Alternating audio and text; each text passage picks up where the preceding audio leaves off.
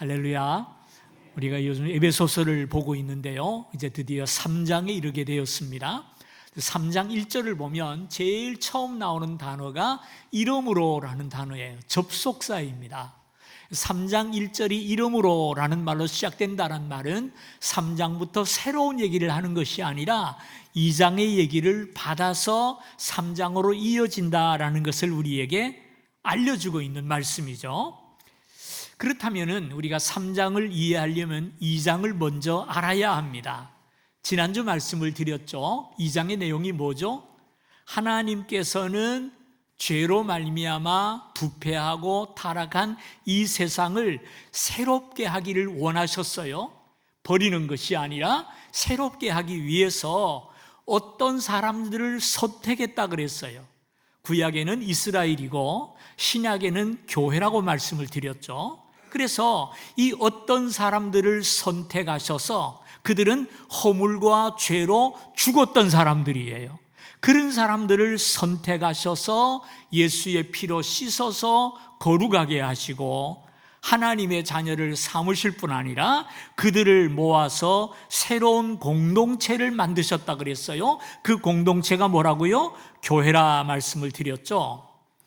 그래서 이토록 부름받은 우리들은 하나님의 부르심에 합당하도록 그리스도의 몸인 교회를 세워나가고 우리가 받은 은혜와 은사를 따라서 세상을 새롭게 하시는 하나님의 계획과 경륜에 동참하여서 동력자가 되어서 이 일을 위해서 헌신하는 삶을 살아야 한다, 이렇게 말씀을 드렸어요.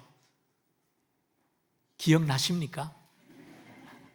지난주에 아마 부담을 가지고 가신 분들이 계실 것 같아요. 부담을 가지셔야 합니다.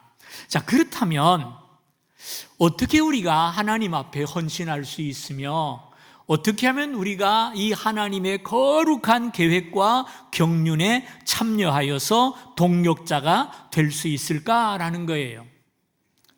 쉬운 일이 아니거든요. 왜? 우리가 알아도 못하는 일이 세상에 얼마나 많습니까? 안다고 다 하지 않아요. 알아도 못해요. 제가 한 30년 전입니다. 30년 전 동해에서 목회할 때 저희 교회 용평 스키장에 근무하는 분이 계셨어요.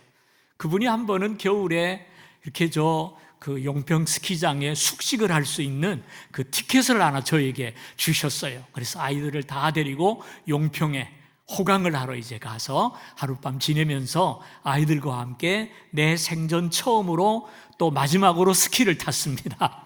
스키를 탔는데 제가 스케이트를 많이 탔기 때문에 스키가 어렵지는 않더라고요. 그래서 옆에서 왔다 갔다 한 다음에 바로 이제 슬로프 올라갔어요. 올라가서 이제 내려가는데 처음에 내려가는데 넘어지진 않는데 이게 방향 전환이 잘 안 되더라고요. 그래서 조심조심 내려가는데 한참 가다 보니까 저 중간에 웬 여자분이, 젊은 여자가 넘어져 있어요.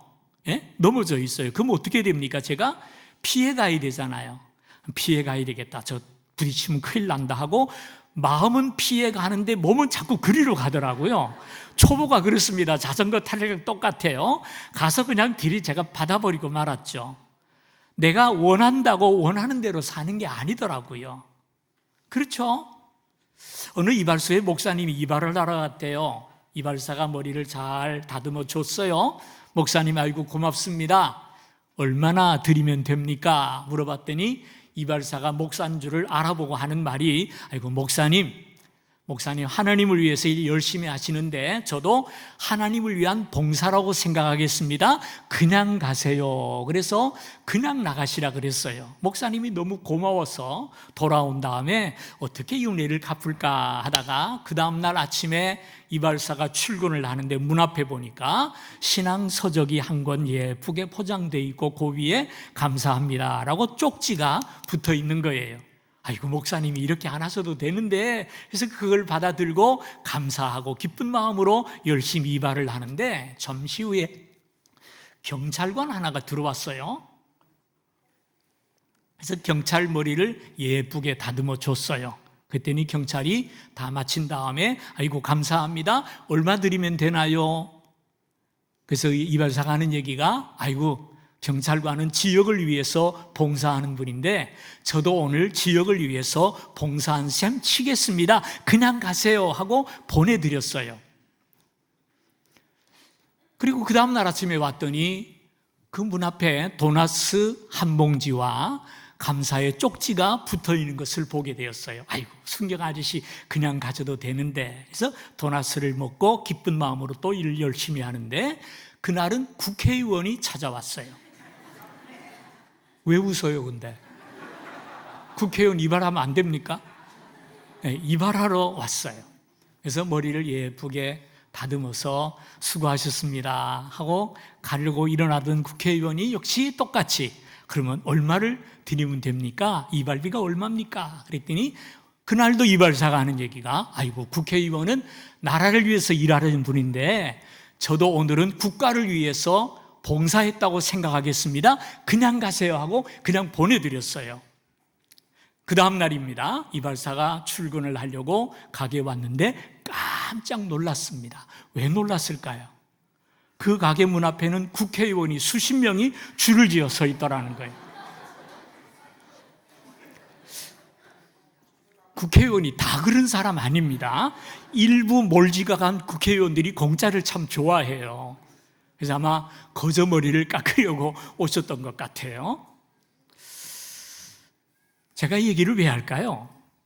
국회의원을 비난하려고 하는 얘기가 절대 아닙니다. 왜냐하면 이것은 우리들의 이야기이기 때문입니다. 우리들의 이야기이기 때문이에요. 우리도 다르지 않더라고요.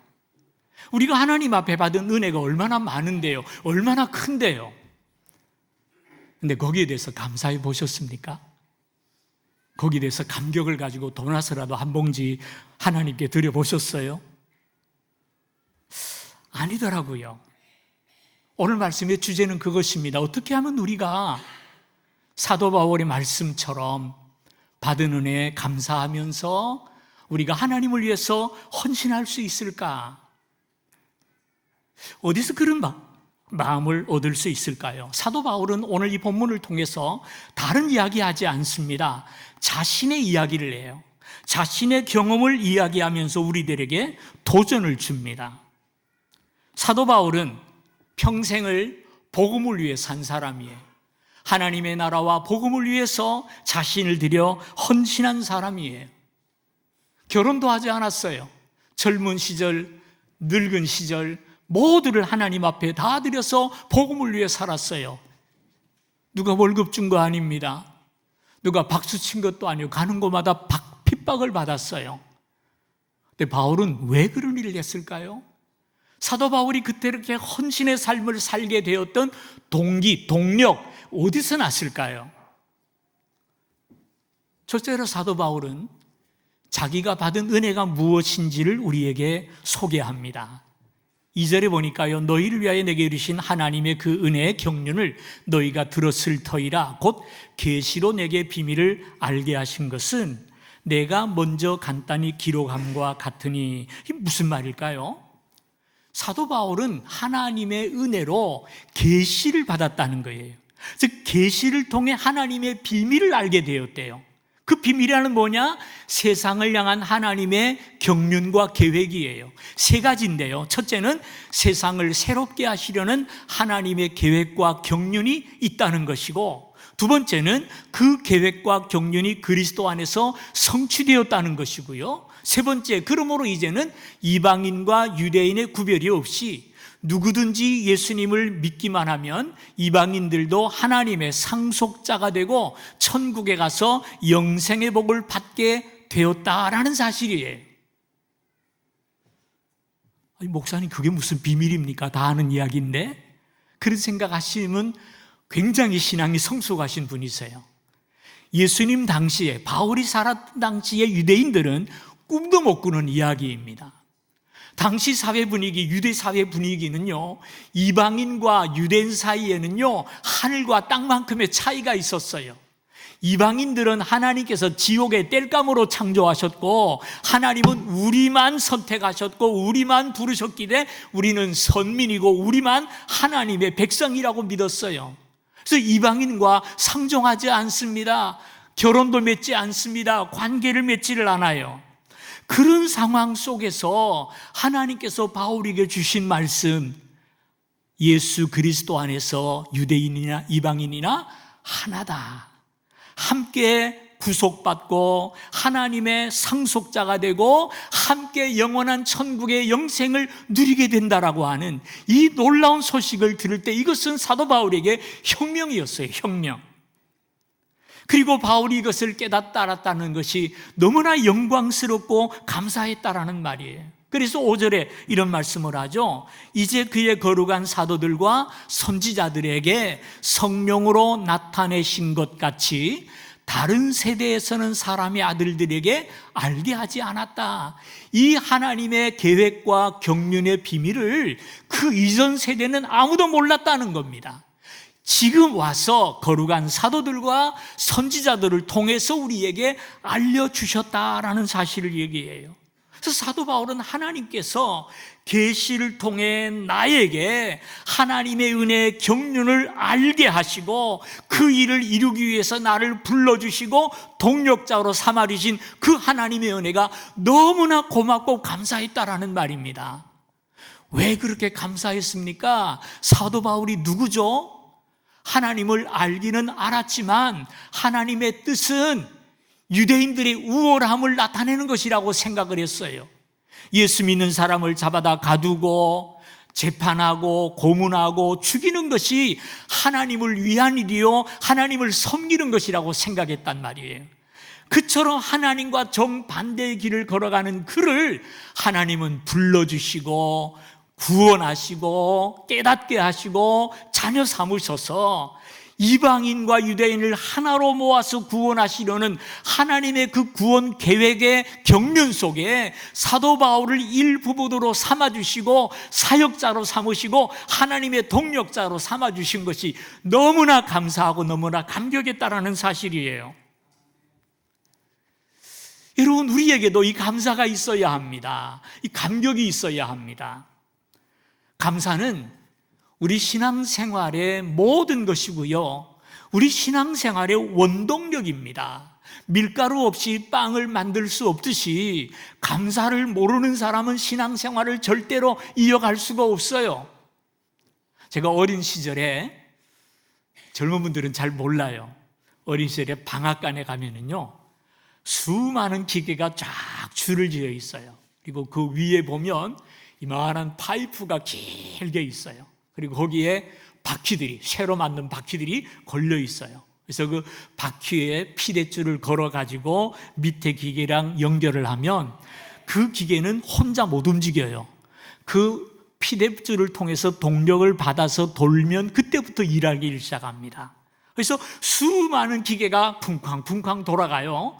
근데 그 모든 기계를 돌리는 것은 뭐냐? 그 파이프를 쭉 따라가게 되면 제일 끝에 큰 바퀴가 있고요, 그 아래 보면은 원동기가 있어요. 모터가 있다라는 말이에요. 예? 그래서 그 모터에 기름을 넣고 발전을 해서 동력도 또 가동을 시키면 이 모터에 붙어 있는 둥그란 쇠바퀴가 돌기를 시작하고요, 그 쇠바퀴에 피대를 걸어서 위에 있는 파이프를 돌리면 그 힘을 가지고 모든 기계들이 움직이는 거예요. 그런데 그러다가 이 모터가 고장날 때가 있어요. 원동기가 고장나서 멈추면 그놈만 멈추는 것이 아니라 모든 기계가 멈춥니다. 우리 신앙생활이 똑같다는 거예요. 우리가 믿음 생활할 때 예배를 드리죠, 예배 시간에 헌금도 하죠, 성가대, 주일학교 교사, 목자로 봉사도 하죠. 여러 신앙의 행위들이 있어요. 이 모든 것을 가능케 하는 힘이 어디 있다고 생각하세요? 감사라는 말입니다. 감사가 없이는 아무것도 할 수 없어요. 그래서 윌리엄 로우라는 분이 이런 말을 했어요. 누가 가장 훌륭한 성자인가? 누가 기도를 많이 한 사람인가? 금식을 많이 한 사람인가? 가장 훌륭한 성자는 하나님의 은혜에 대해서 항상 감사하는 사람이고 찬양하기를 준비하는 사람이다. 인간의 불행과 고통을 행복과 기쁨과 축복으로 바꾸어 놓는 가장 짧고 확실한 단어가 하나 있는데 그 단어는 뭐라고요? 감사라는 단어다. 이런 말씀을 했어요. 참 지당한 말씀이에요. 근데 여러분, 이 감사가 어디서 올까요? 이 감사는 하나님의 은혜를 아는 데서부터 출발하는 거예요. 은혜를 은혜로 아는 사람의 마음에 솟아나오는 것이 감사요 찬양입니다. 그리고 그 감사로부터 우리의 신앙의 모든 것이 일구어 나가는 것입니다. 그래서 기독교는 감사의 종교라고 하죠. 이 세상에 다른 종교를 보세요. 다 있는데 감사가 없어요. 샤머니즘 한번 볼까요? 무속 종교를 보게 되면요, 거기에도 간절한 기도가 있어요. 우리보다 더 기도 많이 하더라고요. 냉수 한 그릇 떠놓고 100일 동안을 손이 싹싹 빌며 새벽마다 기도하더라고요. 근데 그 안에 없는 게 있어요. 뭐가 없어요? 감사가 없다고요. 모든 행위는 복을 받기 위한 행위였지 감사가 아니에요. 축복을 바라지만 환난과 고난은 싫다는 거예요. 오로지 축복이에요. 여러분, 그렇기 때문에 하나의 종교가 올바른 종교인가 잘못된 종교인가를 발견하는 가장 중요한 포인트가 뭔지 아세요? 그것도 감사입니다. 감사가 있으면 참된 종교예요. 그러나 감사가 아니라 무엇을 얻기 위한 몸부림이 신앙행위라면 그건 잘못된 종교예요. 진정한 종교를 할 수 없는 겁니다. 그래서 감사는 하나님의 은혜를 바로 알고 그 은혜를 고백하는 감사가 진정한 신앙의 자세지요. 여러분, 오늘 저와 여러분도 바울처럼 하나님의 큰 은혜를 받은 자들이에요. 그것을 깨달았기에 오늘 나와서 함께 예배드리는 줄로 믿습니다. 예수 그리스도의 은혜로 하나님의 자녀가 되었으며 죄 씻음을 받았으며 구원받는 역사가 우리에게 나타나지 않습니까? 그런데 이 은혜에 대해서 여러분은 얼마나 감사하고 계세요? 이 은혜에 대해서 여러분 마음속에 감격이 있으십니까? 오늘 예배를 통해서 그 감격이 회복되기를 주님의 이름으로 축원합니다. 깊이 생각해야 돼요. 곰씹어야 돼요. 그때 우리 안에 감사가 솟아나와요. 자, 그렇다면 이 감사가 우리에게 있을 때 이 감사는 어떻게 하나님께 표현될 수 있을까요? 사도 바울은 하나님 앞에 감사하되 복음을 위해서 헌신함으로 자신의 감사를 하나님께 보여드렸어요. 7절에 그런 말씀이 있죠. 이 복음을 위하여 그의 능력이 역사하시는 대로 내게 주신 하나님의 은혜의 선물을 따라 내가 일꾼이 되었노라 그랬어요. 그 은혜가 너무나 컸기에 그 은혜의 선물이 너무나 귀해서 감사해서 내가 이 복음을 위해서 일꾼이 되었다라고 고백을 하죠. 이런 말이 있어요. 복음은 비난받음으로 파괴되는 것이 아니라 침묵함으로 파괴된다. 무슨 말일까요? 하나님의 교회가 사회에서 비난받는다고 문 닫지 않습니다. 언제 문 닫는다고요?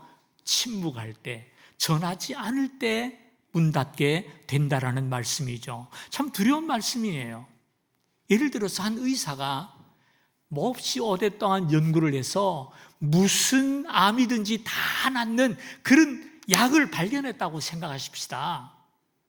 그 의사가 해야 할 일이 뭐죠? 그 약을 꼭꼭 감춰놓고 우리 가족이 암 걸렸을 때만 살짝 먹여야 될까요? 아니죠. 그 방법을 빨리 공개해서 암으로 고통받는 모든 사람들이 고침받을 수 있도록 하는 것이 의사의 도리 아니겠습니까? 똑같은 이야기예요. 우리가 하나님의 은혜로 예수 그리스도의 보혈로 구원받아 하나님의 자녀가 되고 이처럼 예배하며 천국을 누리게 되었다면 이제 우리가 할 일은 뭘까요? 내 가족만이 아니라 이웃에, 아니 땅끝까지 많은 사람들이 복음을 통해서 새롭게 변화되기를 소망하면서 이 복음을 전하는 일에 우리의 힘을 쏟아야 될 거예요. 이것이 얼마나 중요하냐 하면은요, 에스겔 선지자가 하나님께 이런 얘기를 한번 들어볼까요? 에스겔 선지자가 하나님께 들은 이야기예요. 인자야, 에스겔아, 내가 너를 이스라엘 족속의 파수꾼으로 세웠으니 너는 내 입의 말을 듣고 나를 대신하여 그들을 깨우치라. 가령 내가 악인에게 말하기를 너는 꼭 죽으리라 할 때 내가 깨우치지 아니하거나 말로 악인에게 알려서 그의 악한 길을 떠나 생명을 구원하게 하지 아니하면 그 악인은 그의 죄악 중에서 죽으려니와 나는 그의 핏값을 내 손에서 찾을 것이다. 참 두렵죠. 좀 더 쉬운 얘기로 바꾼다면요, 밤에 이렇게 보니까 적군이 막 쳐들어오고 있어요. 예? 그걸 보고 아이고 큰일 났다 하고 나 혼자 내빼면 그 나쁜 사람이죠. 빨리 깨워야죠. 적군이 왔다, 나팔을 불고 깨워서, 그게 파수꾼 역할 아니겠습니까?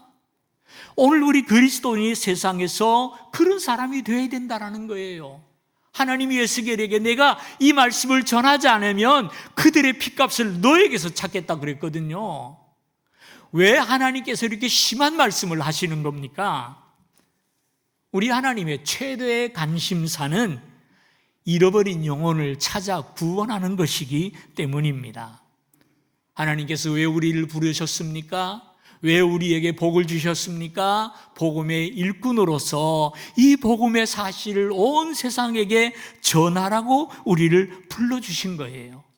그래서 복음 전파는 기독교의 생명이기도 합니다. 복음 전파가 없이는 사람들이 구원받을 수 없고요, 교회도 부흥할 수가 없고요, 복음 전파를 하지 않는다면 우리 성도는 사명을 망각하는 거예요. 예수님은 이 복음으로 우리를 구원하기 위해서 이 세상에 오셨어요. 사도 바울과 모든 12 사도들은요, 이 복음을 전하기 위해서 자신의 생명을 돌아보지 아니하고 순교의 길을 가면서도 이 복음을 전했어요. 초대교회 성도들은요, 어디를 가든지 복음을 전하는데 최우선을 자신의 삶에 두었어요. 순교의 길을 가면서도 그런 이 복음을 양보하지 아니하고 전했단 말이에요. 이들의 신앙의 고백과 이들의 증거가 있었기에 오늘 저와 여러분이 예수 믿고 구원받아 이 시간 함께 하나님을 예배하는 줄로 믿으시기를 바랍니다. 그러므로 교회가 영혼 구원하는 일에 무관심해지고 성도들이 전도하는 일을 게을리한다면 교회는 사명을 망각한 것이고 성도는 책임을 회포하는 것입니다.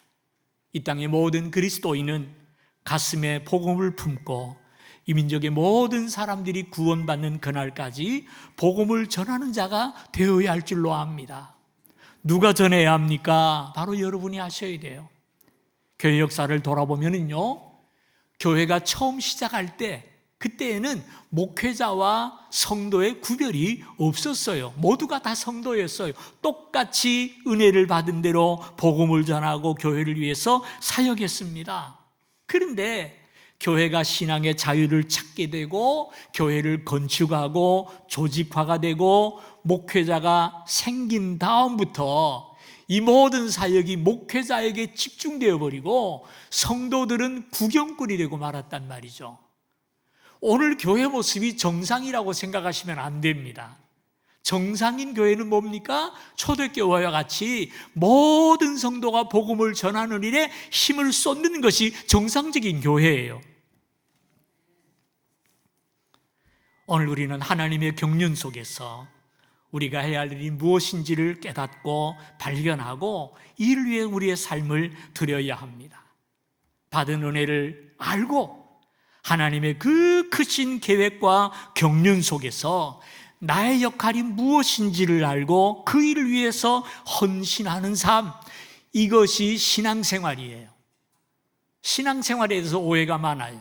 예수 믿고 복받고 잘되고 잘 살다가 천국에 들어가는 것, 그거는 신앙생활의 극히 일부이고 기초일 뿐입니다. 하나님께서 우리에게 원하시는 것은 하나님의 구원의 계획과 경륜에 우리가 함께 동참하여서 이 세상을 새롭게 하고 구원하고 변화시키는 일에 우리가 헌신하기를 원하신다라는 말입니다. 그러면 이런 사명을 받은 우리가 해야 할 일이 뭡니까? 3가지예요. 8절에 보니까요, 측량할 수 없는 그리스도의 풍성을 전하는 것이고요. 9절에 보면은 하나님의 비밀의 경륜을 드러내는 것이고요. 10절에 보면은 교회를 통해서 세상으로 하여금 하나님의 지혜를 알게 하는 것이다, 이렇게 말을 했어요. 알게 한다라는 말은 보여준다, 드러낸다라는 얘기예요. 어떻게 이 일을 할 수 있을까요? 우리 모두가 사도 바울이 되고 우리 모두가 선교사가 되어야 할까요? 그것은 아닙니다. 우리 모두가 다 전임 사역자가 되면 세상 일은 누가 하죠? 누가 우리를 먹여주고 전기는 누가 보내줍니까? 아니에요. 그럼 어떻게 하는 것입니까? 내가 살아가는 삶의 현장 속에서 하나님을 나타내고 하나님을 자랑하고, 이것이 바로 우리가 이루어가야 할 사명이에요. 요즘 교계를 보면 갓플렉스라고 하는 단어를 심심치 않게 만날 겁니다. 기독교 신문이나 아니면은 무슨 방송을 보다 보면 갓플렉스라는 말이 많이 사용되는데, 이것은 국민일보하고요, 국민일보 크리스찬 리더스 포럼이 청년들을 격려하기, 다시 말해서 기독교적인 청년들을 격려하기 위해서 만든 집회입니다. 그래서 부산에서도 하고 청주에서도 하고 지역마다 대도시를 돌면서 이런 집회를 하게 돼요. 갓플렉스라는 단어는 무슨 얘기냐면요, 하나님을 자랑하자는 말입니다. 내가 믿는 하나님을 드러내는 삶을 살자는 거예요. 요즘 젊은이들이 교회를 다니면서도 자기의 믿음이 있다는 사실을 감추고 살아가요. 감추고. 근데 그런 청년들이 이 집회를 참여해서 은혜를 받고 나면 그때부터 내가 그리스도인임을 나타내고 내가 믿는 하나님을 자랑하는 사람으로 바뀌어지는 것을 우리가 지금 보고 있어요. 그래서 갓플렉스라고 하는 집회를 계속 이어나가고 있습니다. 이런 모습의 대표적인 모습이 이번 올림픽을 통해서 드러났던 것 같아요. 프랑스에서 올림픽이 열렸는데요, 우리나라 올림픽 대표 선수 가운데 22명이 그리스도인이었어요. 모두 13종목에 22명의 그리스도인이 출전을 했는데요, 그 중에 유도 선수였던 이바울이라는 선수가 있어요. 혹시 아십니까? 생각나십니까? 이바울이라는 유도 선수가 있어요. 이름이 바울입니다. 오늘 본문에 나오는 바울과 똑같은 이름인데, 아마 부모님이 아들을 바울처럼 달아라 자라라고 이름을 지어주고 신앙으로 키웠던 것 같아요. 그래서 이바울이라는, 안바울이라는 선수는 어릴 때부터 믿음으로 잘 자라났어요. 운동을 하면서도 신앙을 버리지를 않았습니다. 이 사람은 자기 스스로 그런 얘기를 해요. 내가 유도하는 힘의 원천은 예배와 기도라, 이렇게 고백을 한 적이 있어요. 이번 올림픽이 안바울에게는 세 번째 도전인데요, 이번 올림픽에 나가서 유도가 이렇게 신통한 성적을 못 얻었습니다. 그런데 남녀 혼성 대회에서 동메달을 차지했죠. 그죠? 그 남녀 혼성 경기는 여자 둘, 남자 셋, 5명이 나가서 상대방의 5명과 싸우는 거예요. 차례대로 싸우는 겁니다.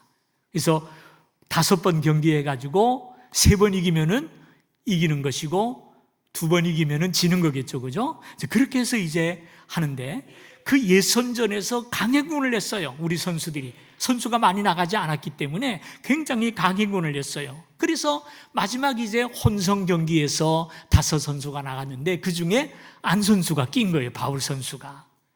그래서 경기를 하는데 그만 2대2 동점이 됐어요.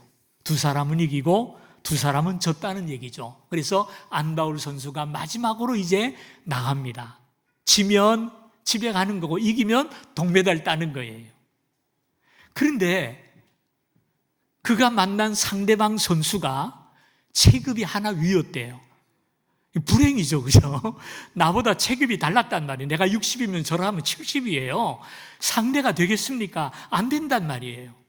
그래도 그냥 이를 악물고 싸워 나가다 보니까 경기 시간이 점점 길어져 가지고 경기 시간이 초과가 돼 가지고 4분이나 넘겼다고 그래요. 유도 경기에서 4분은요, 우리 한 40분하고 같아요. 얼마나 힘든지 모릅니다. 그 4분의 경기 중에 힘을 다해 싸우는데 마침 상대방 선수가 반칙을 3번이나 하는 바람에 이기게 됐어요. 손을 들고 승리를 하고 동메달을 따게 됐단 말이에요. 얼마나 기뻤는지 그냥 5 선수가 다 나와서 펄쩍펄쩍 뛰는 거 제가 뉴스를 통해서 봤는데요. 이 경기를 마쳤을 때 안바울 선수의 몸 상태가 최악이었다고 합니다.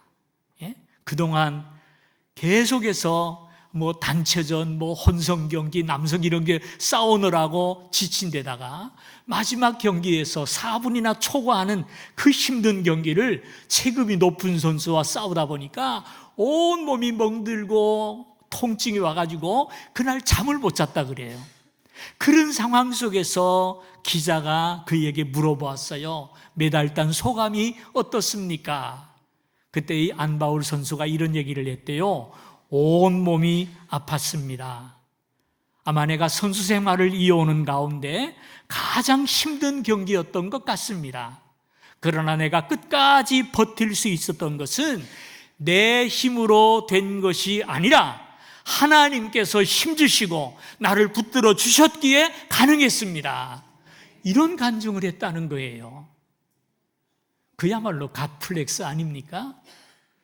자신의 그 경기를 통해서 하나님의 위대하심과 영광을 나타내고 드러냈다라는 말입니다. 이 안바울 선수는요, 일찌감치 너무나 열심히 신앙생활을 해서 선수촌에서 소문이 다 났대요. 그리고 많은 사람들이 그가 그리스도인인 것을 알았어요. 이분이 어느 정도 이 친구가 열심히냐 하면은요, 새벽부터 저녁까지 선수촌 들어가면 하루 종일 훈련하잖아요. 얼마나 힘들겠어요. 근데 수요일 저녁이면 장로님들도 안 나오는 수요일 예배를 꼭꼭 참석을 하셨대요. 예? 수요일 예배를 개근을 했답니다. 경기가 있어서 나가는 것 외에는요, 항상 수요 예배를 참석을 했대요. 그러면서 그 하는 얘기가 있어요. 힘든 날도 예배 드리고 오면 피곤이 풀리고 새 힘이 솟아나서 저는 빠질 수가 없어요. 그런 얘기를 했대요. 참 멋진 고백 아닙니까? 이외에도 배드민턴의 안세영 선수, 펜싱의 오상욱 선수, 이 펜싱의 이관왕이고요. 안세영은 배드민턴 금메달 땄잖아요. 그죠? 이런 분들이 다 독실한 신앙인들이에요. 자신의 운동선수라는 그 신분 속에서 그들은 하나님을 나타내고 드러내고 복음을 전하는 삶을 지금도 살아가고 있다는 사실이죠. 바로 이것입니다. 어떻게 우리가 하나님을 드러냅니까? 어떻게 우리가 하나님의 계획과 경륜 속에 참여하여 동역자가 될 수 있습니까? 여러분이 살아가고 있는 삶의 현장 속에서 하나님을 드러내십시오. 하나님을 높이십시오. 운동이면 운동, 장사면 장사, 직장이면 직장, 어디서 무엇을 하든지 있는 그 자리에서 하나님을 높이고 드러내는 삶, 이것이 복음을 위한 삶이요, 하나님이 기뻐하는 삶인 줄로 믿습니다. 다시 바울에게로 관심을 돌려봅시다. 바울은 지금 로마의 감옥에 갇혀있는 죄수예요. 그러나 에베소서를 아무리 봐도 바울이 머릿속에는 자기가 죄수라는 생각을 전혀 안 가지는 것처럼 보여요. 나는 적어도 하나님의 은혜의 경륜을 깨달은 자요, 이 비밀을 증거하기 위한 하나님의 일꾼이라고 하는 그 높은 자존감이 바울을 당당하게 했고요. 그렇게 당당한 죄수를 여러분 보셨습니까? 관점의 차이가 우리를 얼마나 바꾸어 놓는지를 알 수 있죠. 우리가 누굽니까? 이 땅에 밥 벌어먹고 좀 남들보다 더 잘 살아가기 위해서 이 땅에 온 것입니까? 아니잖아요. 하나님 왜 우리를 부르셨습니까? 예수 믿고 복 받고 잘 살다가 천당 가라고 부르셨습니까? 아니란 말이에요. 물론 그것도 포함되지만 그건 기초적인 것이고요. 하나님께서 계획하시고 경륜하시는 이 세상을 새롭게 하는 일에 우리를 불러주시고 동력자가 되시게 하시고 우리를 통해 그 일을 이루시려고 우리를 부르셨잖아요. 그러므로 우리도 바울처럼 좀 당당한 자존심을 가졌으면 좋겠어요. 이러한 상당한 자존감을 가지고 살아가는 저와 여러분이 되시기를 바랍니다. 그래서 세상을 살고 있지만 세상에서 기죽지 마시고 세상과 타협하지 마시고 하나님의 비밀을 깨달은 하나님의 사람답게, 하나님의 구원의 경륜 속에 동력자가 된 사람답게 복음을 위해서 당당하기 위해 삶을 살아가며 내 삶의 현장 그 상황 속에서 하나님을 높이며 하나님 앞에 쓰임받는 하나님의 동력자의 삶을 살아가는 저와 여러분 되시기를 주님의 이름으로 축원합니다. 함께 기도하십시다. 하나님 아버지, 감사합니다. 내가 누구인지를 다시 한번 깨닫게 하시고 우리 자신을 돌아볼 수 있는 시간을 주시니 감사를 드립니다.